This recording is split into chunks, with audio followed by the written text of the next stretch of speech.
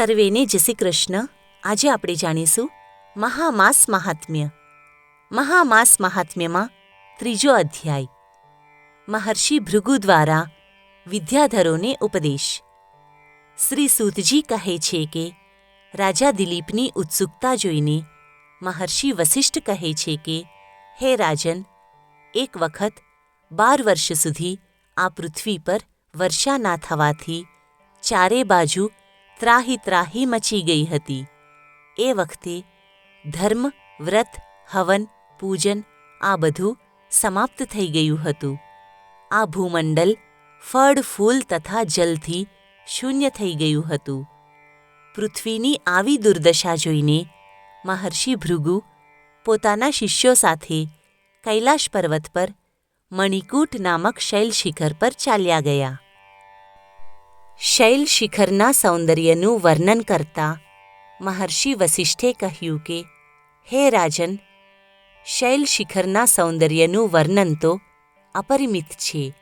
ત્યાં તો અત્યંત સુંદર રત્ન, મણિઓ તથા સુવર્ણના ભંડાર છે.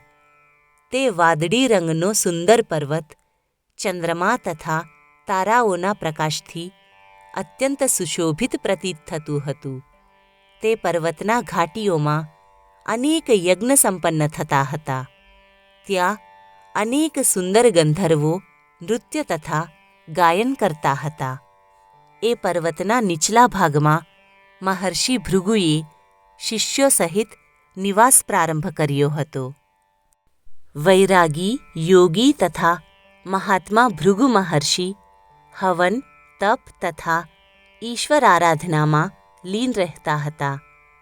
તે સુંદર સ્થાનનું વર્ણન કરતાં કરતાં વસિષ્ઠ મહર્ષિ કહે છે કે, હે રાજન, સ્વર્ગતુલ્ય આ સુંદર સ્થાનના વાયુમંડળમાં અનેક સુગંધી પુષ્પોની મહેક પ્રસરી રહેતી હતી. અનેક જગ્યાઓ પર તે પર્વત પ્રાંતોમાં વહેતી નદીઓની કલકલ ધ્વનિ પણ સંભળાતી હતી.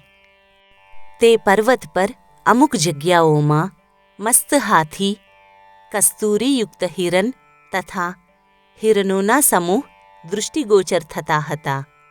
આ ઊંચા પર્વતના લંબાઈ તથા પહોળાઈના માપ વિશે મહર્ષિ બોલ્યા કે, હે રાજન, તે પર્વતની લંબાઈ 36 યોજન તથા પહોળાઈ 10 યોજન છે.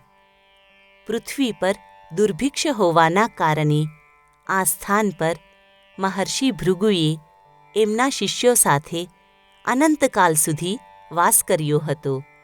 તેમના તપ તથા ભગવદ્ ભક્તિના કારણે તે સ્થાન દિવ્ય થઈ ગયું હતું. ત્યાં ફળ તથા ફૂલોની ઉત્પત્તિમાં વધારો પણ થયો હતો.